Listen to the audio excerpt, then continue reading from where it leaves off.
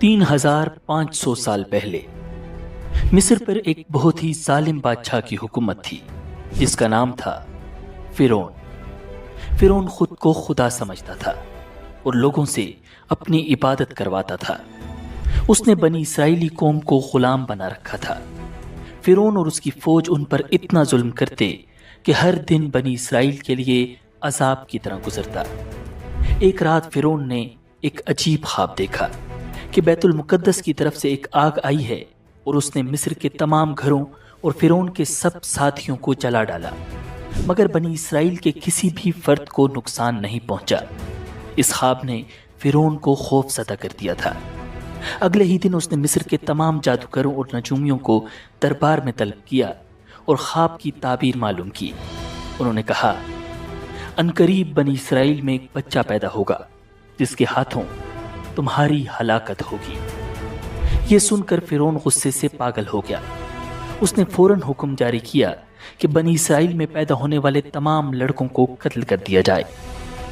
इस हुक्म के फौरन बाद फिरौन की आर्मी ने बनी इसराइलियों के घरों पर छापे मारना शुरू कर दिए और बच्चों को पकड़ पकड़ कर कत्ल करने लगे। देखते ही देखते बनी इसराइल के हजारों बच्चे ज़बह कर दिए गए। फिर फिरौन के सरदारों ने उसे मशवरा दिया, अगर बनी इसराइल के लड़कों का इसी तरह कत्लेआम होता रहा तो हमें मुस्तकबिल में गुलाम मिलना मुश्किल हो जाएंगे, तो फिर हमारे ये तमाम घटिया और गलीज काम कौन करेगा। इस पर फिरौन ने हुक्म जारी किया कि एक एक साल छोड़कर बच्चे कत्ल किए जाएं। इसी जालिमाना दौर में हज़रत मूसा अलैहिस्सलाम की विलादत हुई। नजूमियों ने फिरौन को इत्तला दे दी कि बच्चा पैदा हो चुका है। ये खबर सुनकर फिरौन मजीद बदहवास हो गया। उसकी पुलिस फौरन हर घर में तलाशी लेने पहुंची। मूसा अलैहिस्सलाम का घर दरियाए नील के किनारे पर था। फिरौन की पुलिस इस पूरे इलाके में फैल चुकी थी। वो घर घर छापे मार रही थी। जूं जूं वक्त गुजरता जा रहा था, मूसा अलैहिस्सलाम की वालदा की परेशानी बढ़ती जा रही थी। उन्हें मूसा अलैहिस्सलाम को बचाने का कोई रास्ता नजर नहीं आ रहा था कि अचानक अल्लाह रब्बुल इज्जत की जानिब से इल्हाम नाजिल हुआ, जब तुम्हें उसके बारे में कोई खतरा हो तो उसे दरिया में डाल देना और डरना नहीं और न सदमा करना। यकीन रखो, हम उसे वापस तुम्हारे पास पहुंचा कर रहेंगे और उसको पैगंबरों में से एक पैगंबर बनाएंगे। मूसा अलैहिस्सलाम की वालदा का दिल बेकरार था, मगर अल्लाह के हुक्म पर ईमान रखते हुए उन्होंने अपने लख्ते जिगर को एक मजबूत संदूक में रखा, उसे नरमी से चादर में लपेटा और रात के अंधेरे में दबे कदमों दरियाए नील की तरफ बढ़ी।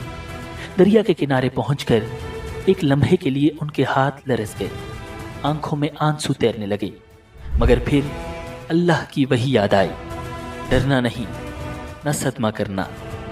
और उन्होंने लरसते हाथों से संदूक को पानी की मौजों के हवाले कर दिया। संदूक हल्की हल्की लहरों के साथ बहता हुआ दूर जाने लगा और मूसा अलैहिस्सलाम की वालदा बेबसी के आलम में उसे नजरों से ओझल होता देखती रही। उनका दिल बेकरार हो गया। वो भागकर दरिया में कूदने को तैयार हुई, मगर अल्लाह ने उनके दिल को सब्र अता फरमाया। उन्होंने अपनी बेटी से कहा, मेरी बच्ची, जा देख कहाँ जाता है ये संदूक, नजर रखना मगर किसी को पता न चले। मूसा अलैहिस्सलाम की बहन खामोशी से चल पड़ी। वो दरिया के किनारे किनारे चलती रही, संदूक को नजरों से ओझल न होने दिया। पानी की मौजें नर्म थी, जैसे वो भी अल्लाह के हुक्म पर चल रही हों। संदूक बहता हुआ शाही महल के बाग के करीब जा पहुंचा, जहां फिरौन की खादमाएं पानी में कुछ तलाश कर रही थी। अचानक एक खादमा की नजर उस बहते हुए संदूक पर पड़ी। ये क्या चीज है? उसने हैरत से कहा और तेजी से पानी में हाथ डालकर उसे किनारे पर खींच लिया। संदूक खोला गया तो एक मासूम नूरानी चेहरा जाहिर हुआ। बच्चे की मासूमियत और हुस्न ने सबको हैरान कर दिया।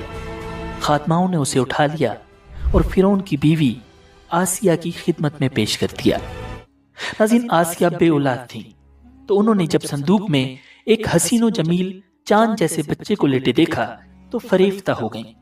बेख्तियार बच्चे को गोद में उठाया और जल्दी से फिरौन के पास ले गईं और बोली, ये मेरी और तुम्हारी दोनों की आंखों की ठंडक है, इसे कत्ल न करना। شاید یہ ہمیں فائدہ پہنچائے یا ہم اسے اپنا بیٹا بنا لیں۔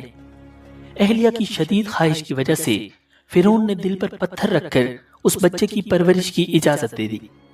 ادھر حضرت موسیٰ علیہ السلام کی والدہ نے انہیں دریا کے سپرد تو کر دیا تھا، لیکن وہ بے قرار تھی۔